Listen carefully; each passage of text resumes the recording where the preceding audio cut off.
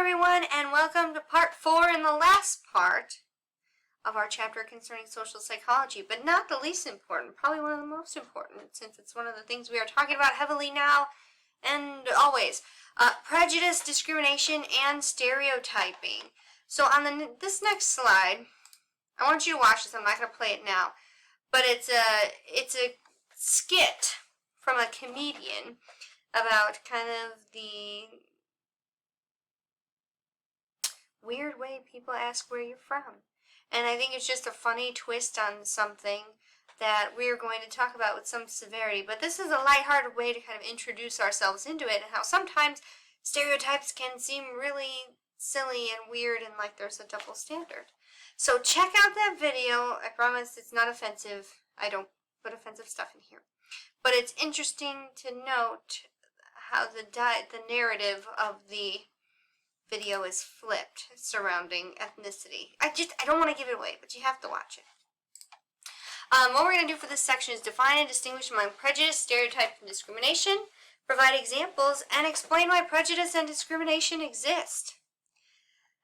The first thing and the most important thing to get out of this video: prejudice, stereotypes, and discrimination are all different things. People tend to use them interchangeably. Not the case. A stereotype is a cognitive bias. It is neutral. Stereotypes are neutral. They're concepts. They're overgeneralizations. Prejudices are attitudes and emotional biases, usually negative, toward an outgroup. Okay? Now, prejudices are how we assess our stereotypes. If you have a stereotype about someone, the prejudice assesses whether you think that stereotype is good or bad. Assign it a value. Discrimination is the behavioral bias or the behavioral implication. It's usually negative and based on the outgroup. So, the best example we have here as a stereotype is that Yankees fans are arrogant and obnoxious. This is the idea about baseball fans. If you're a Yankee fan, I'm really sorry. I just didn't think there'd be any Yankee fans, so I could use this here. Now, the prejudice comes when we say, I hate Yankee fans. They make me angry. That's an attitude. That's an assessment. That's how you assess that certain group of people. Whereas a discrimination would be, I would never hire nor become friends with a person if I knew they were a Yankees fan. That's a change in behavior as a result of these prejudices and stereotypes. And sometimes these can work in a system. And so I just want to make sure we can differentiate between those words before we get into it. Prejudice and discrimination takes on many forms, all right? A lot of times we're having a narrative right now about prejudice and discrimination, and a lot of people think like, oh, well, if you're not on the extreme of prejudice and discrimination, then you're not prejudiced. But it's really like a sliding scale, much like anything else. Locking your doors when certain groups of people walk up to your car, that is still a discriminatory behavior.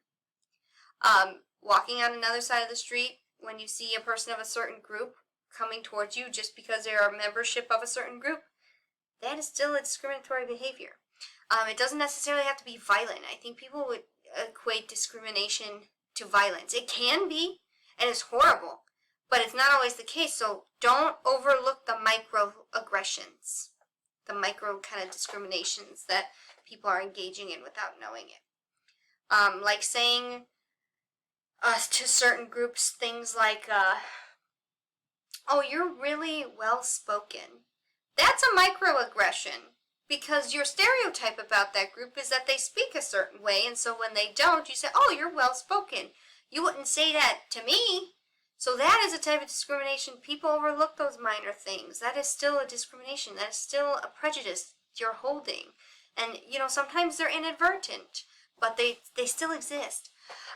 Racism, just for kind of blanket terms we could talk about, racism is prejudice and discrimination against an individual based solely on one's membership in a specific racial group.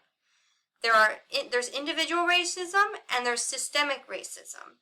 So the difference is individual largely has to do, this is what we're talking about with individual racism. Whereas systemic racism has to do a lot with power dynamics and who and what group has largely held the power and made the laws to kind of suppress certain groups. Sexism, prejudice, and discrimination toward individuals based on their sex. Remember, these are not always, usually they're negative stereotypes, but sometimes we have stereotypes about women that women are wonderful and can do no wrong.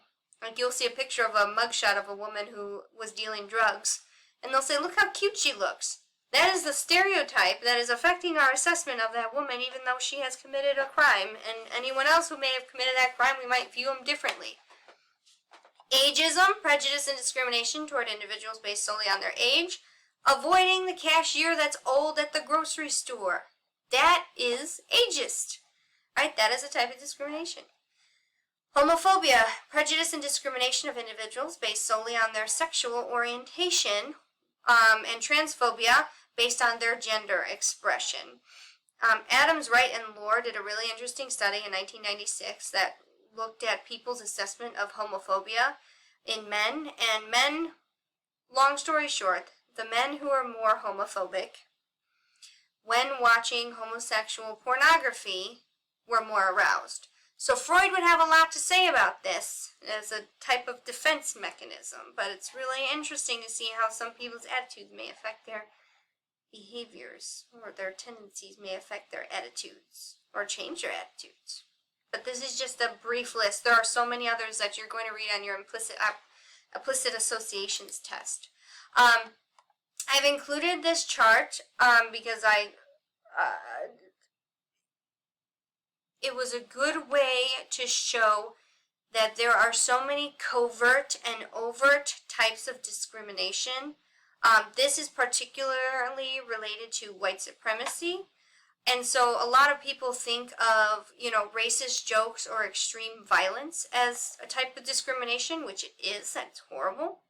And it's socially unacceptable. We've moved towards more implicit things, though, in our society, and more socially acceptable covert ways. So not challenging racist jokes, saying it is just a joke when someone says something racist, saying I don't see color.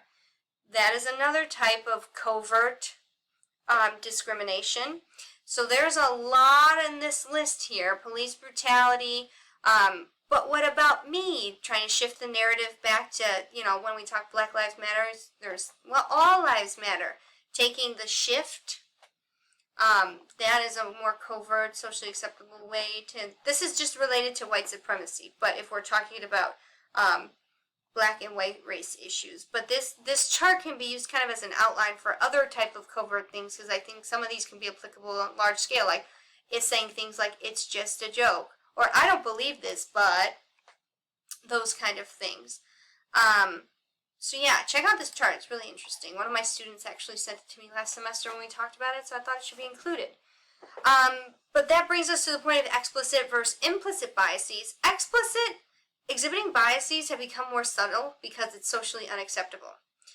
Previously, people were really open about being like racist and homophobic and all of these things, and we've decided collectively as a society, generally, hey, that's not cool, right? And so people have moved to more implicit means and microaggressions, ways to show, to demonstrate these biases that they have without explicitly doing horrible things or saying horrible things so people don't think they're horrible people. But that is what we call blatant bias. And so when we talk about microaggressions, these are minor things you can do that you may not realize that you're doing. But holding stereotypes. When y'all type, y'all do this, and I love you for it, because it's a good teaching moment. But when y'all write about male psychologists, you put their last name. You go, Dr. Freud. When y'all write about female psychologists, you'll say Mrs. Elizabeth. Not Dr. Elizabeth. You don't use the last name. That is a microaggression. And it's not inherently aggressive, like you're trying to demean a female psychologist, but it is something to note in how you think about those concepts, how they were formed, like how your concept of someone with a doctorate looks. And so that is an example of a microaggression. Again, sometimes we have these stereotypes and implicit biases we're not aware of, and they can come out in microaggressions like that. And so Some of our biases have moved to be automatic, ambiguous, and ambivalent. So when we talk about automatic biases, these are reflexive. Implicit associations tests, you're going to learn about that. That's your homework assignment. How quickly you sort words or pictures into categories. And it's going to see how you can shift and what groups you associate with the good words better and what groups you associate with the bad words not as well. It doesn't say you hate one group and you love another. It's just saying that you have a tendency to view one group more favorably than the other. So when you're writing your reflection, remember, it doesn't mean that we're saying you hate these people. It just means you are quicker at associating good words with this group. And it has a lot to do with how we're socialized. It's not just on you. But automatic biases, but it is on you to check that. Automatic biases, we like ourselves and we like our associated groups. Our in-groups are the groups we associate with. Our out-groups are the groups we don't associate with, essentially. And so with our in-group, those are people like us that we learn to have similarities and we find comfort in those groups. And those associations, we have favoritism for our group. So people outside our group, we may automatically have some negative feelings towards them. When it gets that disliking for out-group stems from our liking of our in-group, that's where we get more ambiguous biases. So think of like children playing a soccer game, or even when you were a little kid, you like hated the other team for no reason, just because you wanted to win. You were awesome, right? We exaggerate the differences between groups, and sometimes with our in-group, we see ourselves as we're all individuals, we're all special little snowflakes, right? And then our out-group, we say, oh, well, they're all the same. Like, don't you see that they look the same?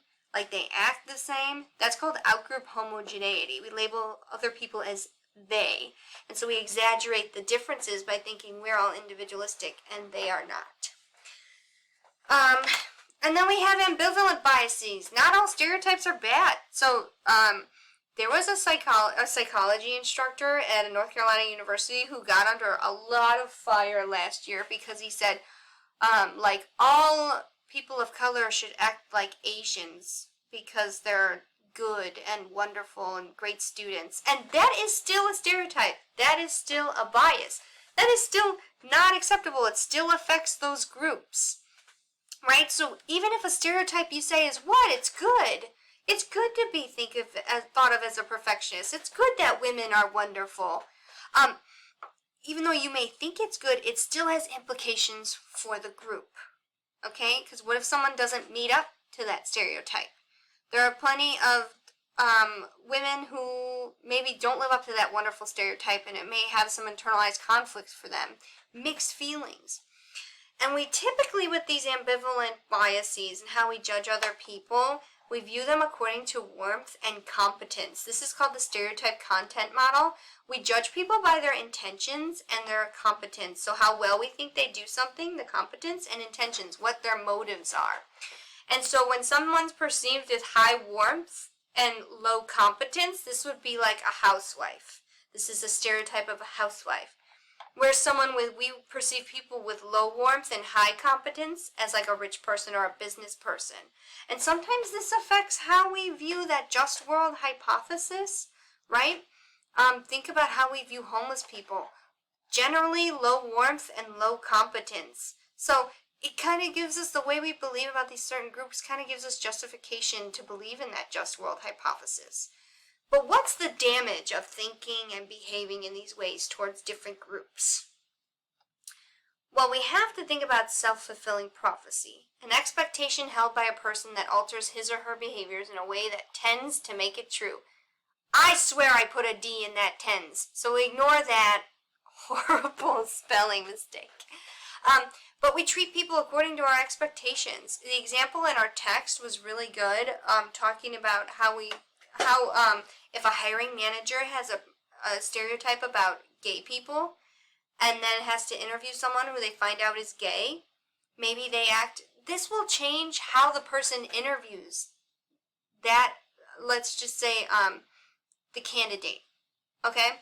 So if I think that people whose favorite color is blue, if I think they're lazy people and I'm their manager, maybe I'll give them tasks that are really hard or give them tasks that are really easy because I don't think they can do anything harder.